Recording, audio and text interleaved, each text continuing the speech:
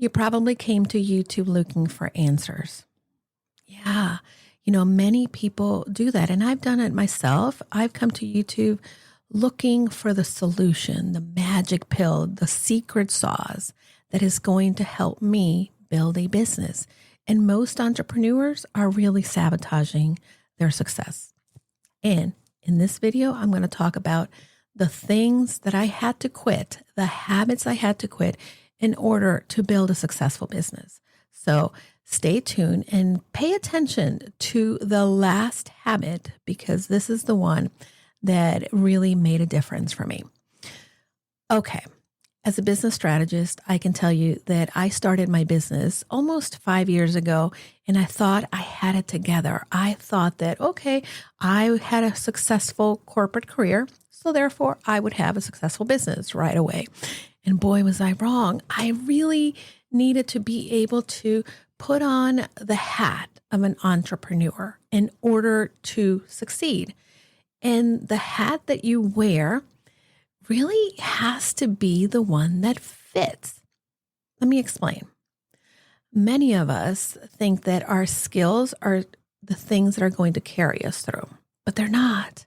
Our habits, because the habits create the consistency and create the momentum and the congruency that helps you build the confidence. So let's move to number one.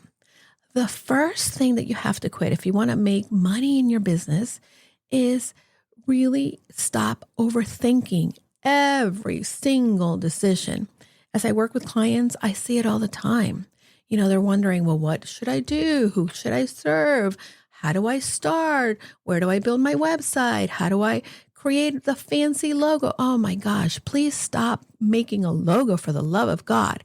And that's one of the mistakes I made. Overthinking it. And by the way, creating that freaking logo. Do you need it? Sure. And we'll talk about it in another video and podcast episode. But today, let's discuss about the overthinking. Analysis paralysis is where most entrepreneurs get stuck. And if you want to continue to build a business that is thriving, that is making an impact in the world, you're going to have to take the first step. You're going to have to just take the leap. Take the leap. Why? Because sometimes we're going to learn from making the mistake. We're going to learn from not doing it right. We're going to figure out how to not do it, how to not do it wrong, and how to do it right. So that's the first thing. So if you're sitting around overthinking, ask yourself, what is the worst thing that can happen if I just take the leap? If I just do it, like Nike says. Okay. Habit number 2, waiting for everything to be perfect. And I have to say that these are kind of go hand in hand. Perfectionism is really one of the things that many of us suffer from. And I interviewed John Lee Dumas on my podcast. And one of the things that he said that is perfectionism is really being a coward. And it really hit me. And I know I've talked about this before, but it hit me because was I afraid? What was I afraid of?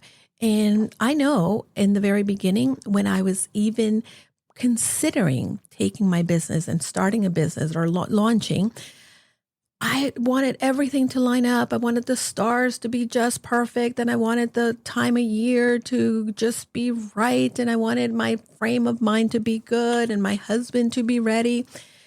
And I'm going to tell you, all of those were different reasons that I was giving myself for not starting, because I was afraid of the failure. And again, like I said in the overthinking point, right? When we stop overthinking, we're giving ourselves permission to fail. So it give away that perfectionism. There's nothing that will prevent you more from being successful is by expecting perfectionism.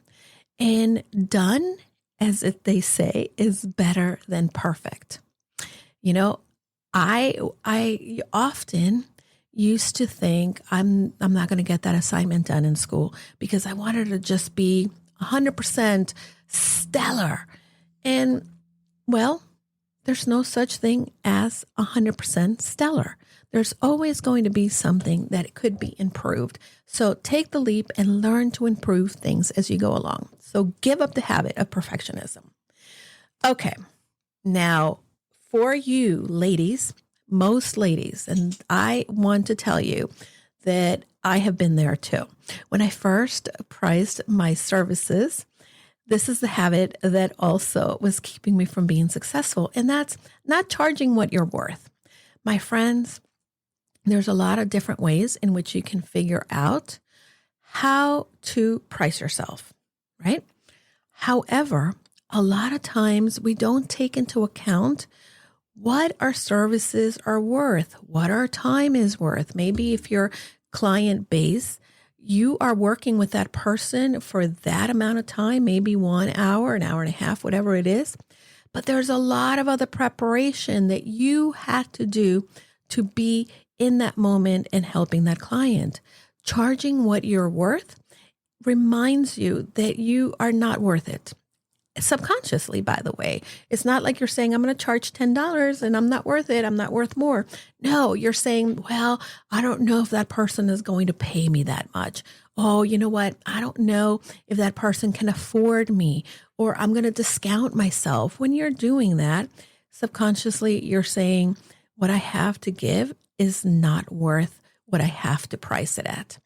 And again, pricing is something that is a little more complex, but think of it. Think about if you were going to pay for these services that you're offering and you were going to a very highly qualified person that this is their jam. This is what they do, right?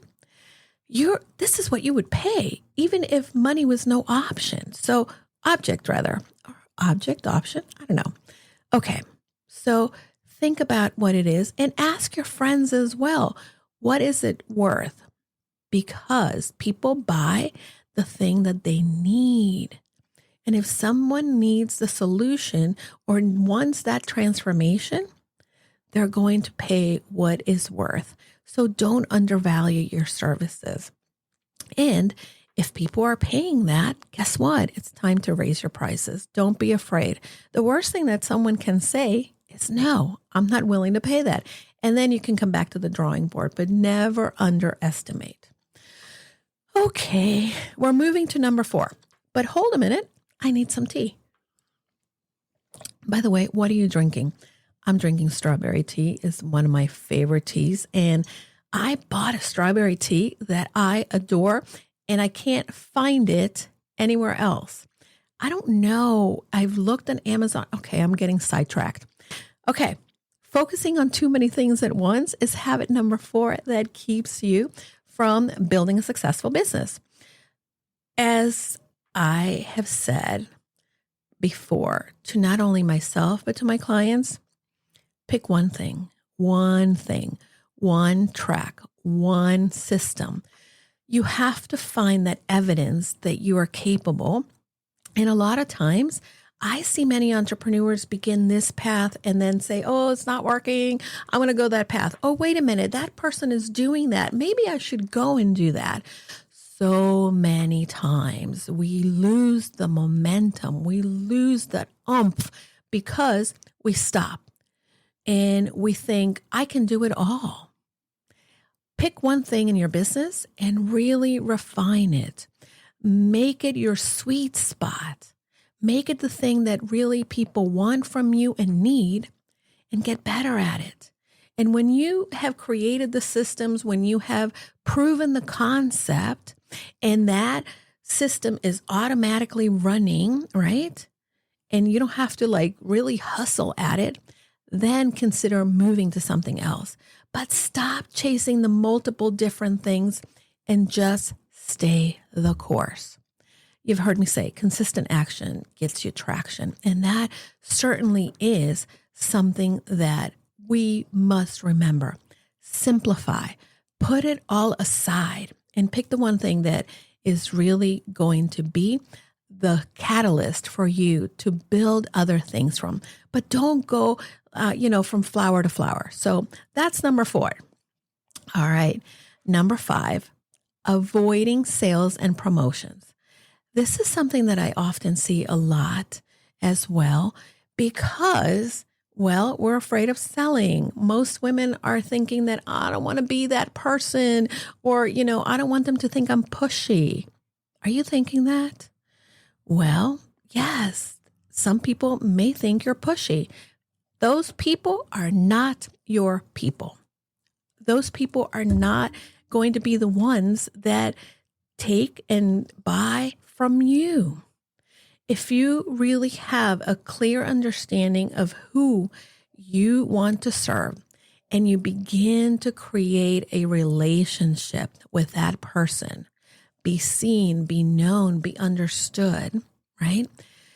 Soon enough, that relationship will deepen. And then the person that needs your services will say, holy crap, I need Julie. She can help me. She's been there. She's done it. She understands me. She gets it. A lot of times, many individuals think like, well, I'm just going to post it on social media and people will figure out that I'm selling something. I used to do that. And from time to time, I also do that.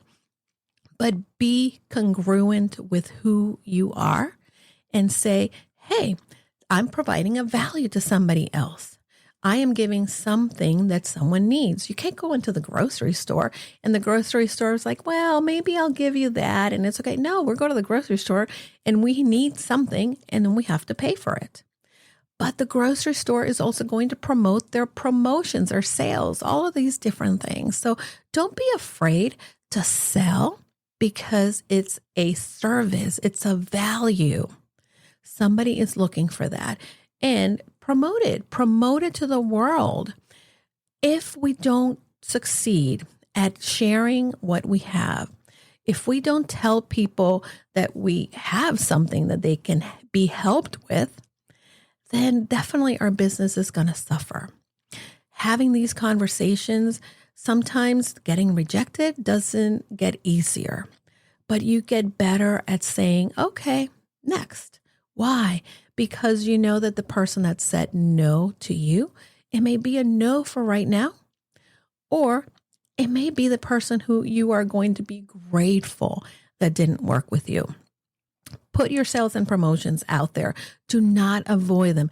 Talk about your offers daily, whether it be in your social media or in your networking events. A lot of times when I network with people, I will ask them, hey, tell me a little bit about how I can help you. What are you promoting now? Why? Because I want to hear, because perhaps someone in my universe needs that person. And I will say to them, hey, you know what I have coming up? I would love for you to help me share this. And then it's a win-win for everybody. Don't overthink it. Just put it out there. Now, we have gone through number 1, overthinking, 2, waiting for everything to be perfect, 3, not charging enough, 4, focusing on too many things, 5, avoiding sales and promotion. So we're almost there. Let's talk about number 6. And this is the other habit that really must be that something that you leave behind when it comes to building your business. And boy, do I know, doing it all yourself. Doing it all yourself. I love the way that I do things. I think my way is the best way. I honestly don't think, for instance, my husband can do something as well as I do. Let's take a quick break. What does it really take to build and grow a successful business? Poor cash flow management. That's what kills businesses. What kills cash flow plans are when the unforeseen expenses pop up. That's Mark Zweig and Eric Howerton, entrepreneurs who have spent decades building, scaling, and advising businesses across industries. Now, they're bringing their experiences straight to you on Big Talk About Small Business, where real entrepreneurs share real lessons, real strategies, and the truth about what it takes to succeed. Listen to Big Talk About Small Business today, available wherever you get your podcasts. However, I am not the person that should be doing the tech. I am not the person that should be, taking care of checking my email or sending little things out here and there. Yes, I began my business by doing it all. But as soon as I realized that I needed to do more of the CEO type things, I knew that I needed to bring someone to support me. The first person I brought on board, her name is Chelsea from Crystal Clear Copy, by the way, shout out. It was August of the year that I launched my business in April, right? So that's just a few months. And I remember having the conversation with Dan, and he said, no, we really cannot afford it. And I said, Dan, someone has to help me. I can't do it all. I need to be able to work with clients more. But if I'm behind, tweaking the website or working on the social media or designing my little Canva things, that is time that I could very well spend doing something that only I can do. And for instance, the people that help me, and it's not just Chelsea now, I have Rose and I have other really incredible individuals behind me, but they are in their sweet spot. My sweet spot is certainly not to do the taxes. My sweet spot is not to be able to, create these very fancy funnels or things in my website. Can I do it if, push comes to shove? Sure. But I would rather give it to someone who is better at it, can get it in less time, and allows me the freedom and flexibility to do the things that I do best. Do what you do best and delegate the rest. And by the way, being the person that delegates and giving, again, the reins to somebody else allows you to have time to do the other things. For me, being able to delegate and to really walk away from the grind that most solopreneurs think that they need to be in. Giving those things up has allowed me to have more quality time with my husband, help my mom, or spend time with my friends, or guess what? Sitting and just chilling with a cup of my favorite tea or that little drink. Okay, another sip. All right, we're bringing it home. Number 7, the 7th habit that you need to quit in order for you to build your business and be successful is procrastination. And by the way, you don't get up in the morning and you say, you know what, I'm going to procrastinate my task, or I'm going to put off doing the things. You are going to say to yourself, wow, I need to plan this out and I'll do it. How many times have you done that? I mean, I've done it. And every time that I am going to plan out my strategy, I come back and I ask myself, is that procrastinating? And this really goes back to the overthinking and the perfectionism, because procrastination is really the fear that we're not going to do it right, that we don't know how to do it. And you know what? Most of us don't know how to do everything. We have to start somewhere. So stop planning. Stop trying to stay busy. When you fill your calendar with a slew of things, right? When you fill your calendar with a slew of things and not the actions that actually move you forward, like telling someone about your sales and promotions and your services. When you fill your calendar with these mundane tasks, you're doing it because you're like, oh my gosh, I am so productive. Look at everything that I was able to do. Well, my friend, you're not being productive. You're putting it off. And that action and that staying busy is really preventing you, and it keeps you stuck in the mud. And then you're going to wake up one day and think like, oh my God, where did the month go? How is it that we're in April already? Well, you've been planning for 3 months. Stop planning. Take action. Be an action taker. Be a doer. And yes, will there be bumps in the road? Will you possibly fail? Hope that you fail.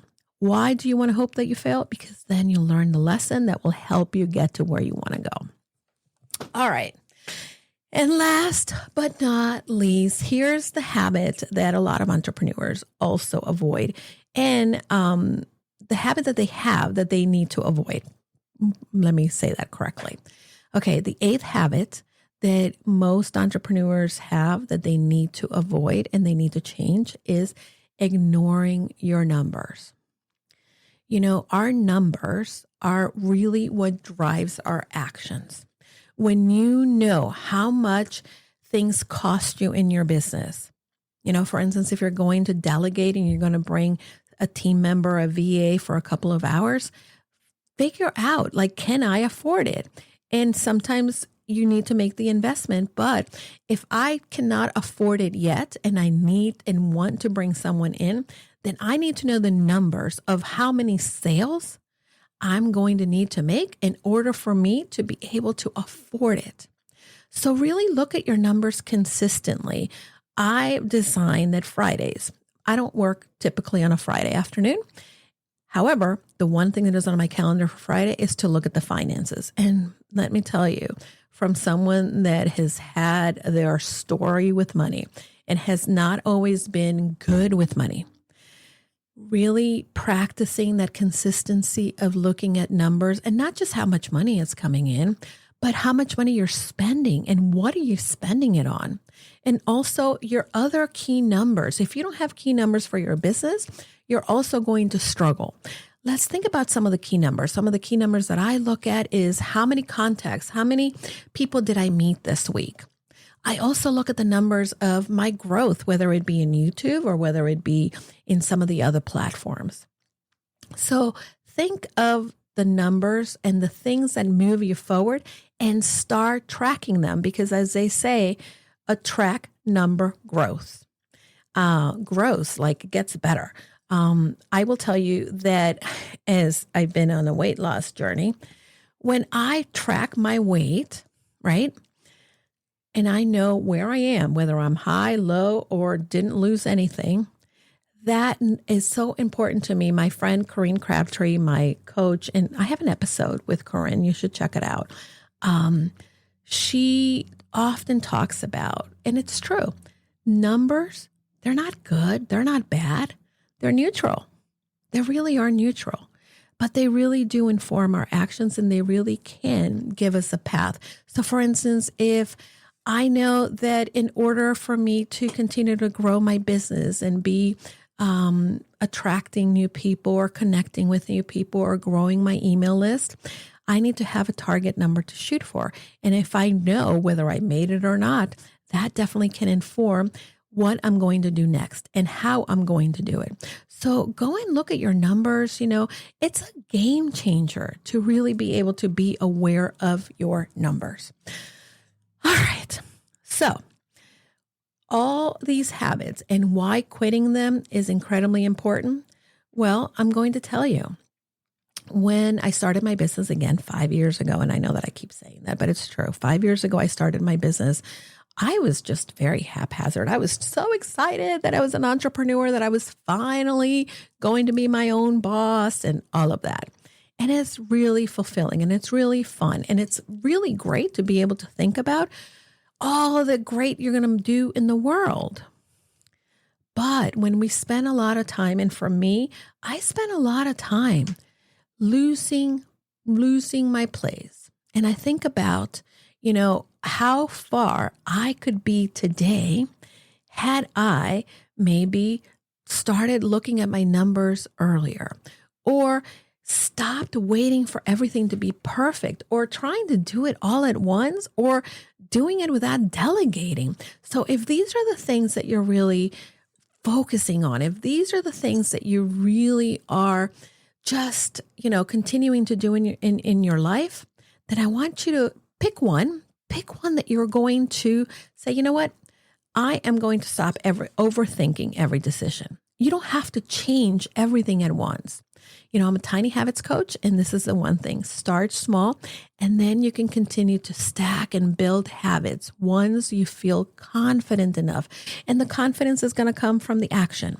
So maybe you want to go ahead and stop avoiding not telling people about your sales and promotions. Or maybe you want to go ahead and stop procrastinating. Whatever it might be, right? Pick the one thing that you feel may be good for you to start with. You know what? Maybe you want to start with the hardest thing that would be hardest for you, right? Or start with the thing that will be the simplest, but get going. Your business is something that you're going to be able to love and enjoy and thrive in, but you have to do it intentionally. You have to take responsibility for the actions that you take every day. Build a strong support system, but the best support system that you can begin with is you. You are the best support system that you can have. And then once you learn to hold yourself accountable, once you learn to really be able to, take the leap, be brave, start to in that path of, again, doing the things that you should and avoiding the things that you shouldn't be doing, you're going to be really proud of yourself and you're going to start to celebrate one win. And the more that we celebrate our wins, the more that we're going to want to go and do that. And most of all, my friend, if you are listening to this and you're feeling overwhelmed, I want to invite you, and I'll do it with you, but I'm going to take a sip of tea. Okay. I want to invite you to take a deep breath. And maybe another breath to just center you.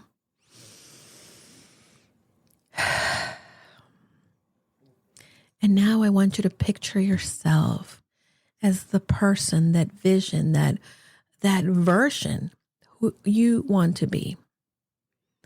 And what did that person do to get to where they are? Maybe they started by not criticizing themselves, by trying to be perfect. Take action. Be mindful. Stay in the moment. Look at what you're doing. And of course, reach out. There's so many of us that are in this world that maybe we're a little bit ahead of you or whatever, even maybe behind you, right? But find a community that is going to support you, hold you accountable, cry with you, laugh with you, and come up with the ideas. But as you're creating new habits, accountability is key. So go and build your business. Go and make an impact. Go and create the life that you desire. Because really, the only person that can do it for you is you. So I'm glad you tuned in today, and I'm so happy that you're part of the community. And if you're not a part of the Confident You community, it's time. Why aren't you a part of the Confident You community? If you're listening to the podcast, you can check the show notes, and there's a lot of different ways in which you can connect with me and the community.